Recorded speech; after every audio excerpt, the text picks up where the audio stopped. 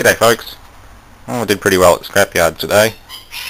Got some cable for my VFD. It's 3-phase, 4-core, $9 worth as scrap value. I think it's about $3 a kilo, so that's good value. There's a bin of old stuff from a farm clean out or something. Got this old Bosch magneto.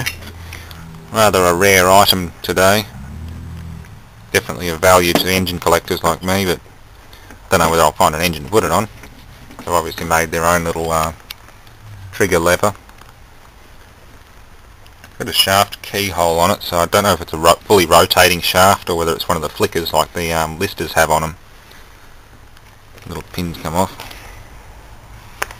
But I'll endeavour to clean that up and see how well it works. Everything's there.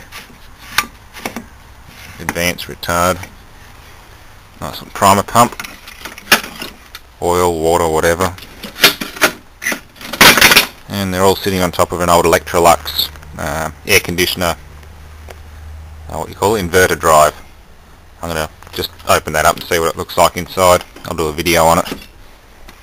It's a fairly big inverter. So yeah, that's what's been happening today. On with some other projects.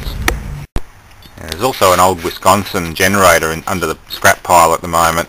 It's buried under some pretty heavy stuff, but I've noticed the flywheel's missing, so I don't know whether it's worth getting. It's an inline twin cylinder, bright red in colour. I don't know whether that means anything. Looks very old, probably about 60 years old.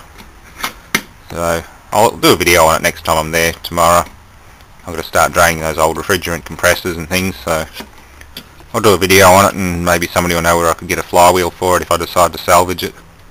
If not, well, if it's missing too many parts, then it could probably go to the big scrapyard in the sky, unfortunately. It'd be pretty good if it was workable, but it's pretty damaged. It's been banged into that pile pretty hard.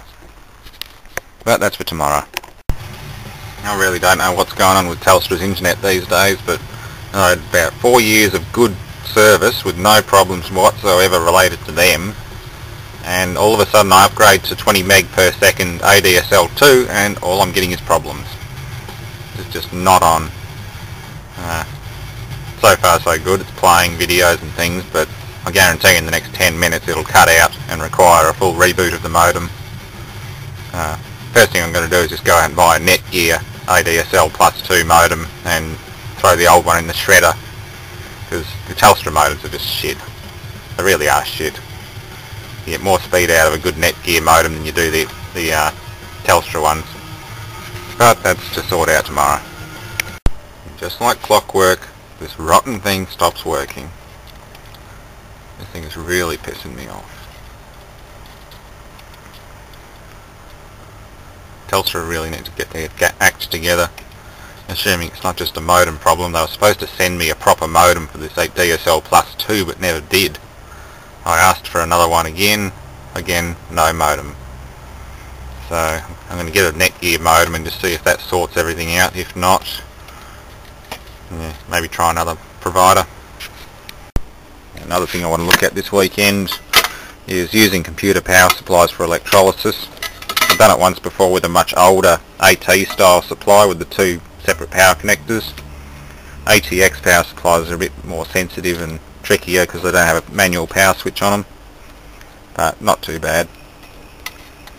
Put out a lot of amps. This is a 450 watt one for an AMD Athlon. What is it? 5 volts at 37 amps or 12 volts at 21 amps. So plenty good for electrolysis, assuming it doesn't detect fault or something like that and go into shutdown mode. So that's next.